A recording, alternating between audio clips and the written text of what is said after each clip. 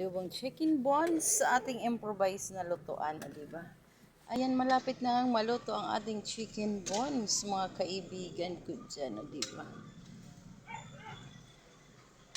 Malapit na siyang maluto, di ba? Chicken bones sa ating improvised na lutuan. Ayan, kaserola lang na binutasan. Ayan.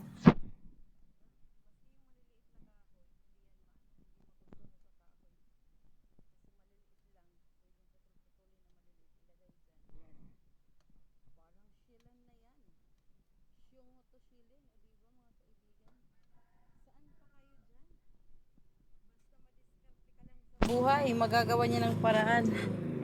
Ito nga, mga ganitong kahoy, yan, Dalawang piraso lang yan.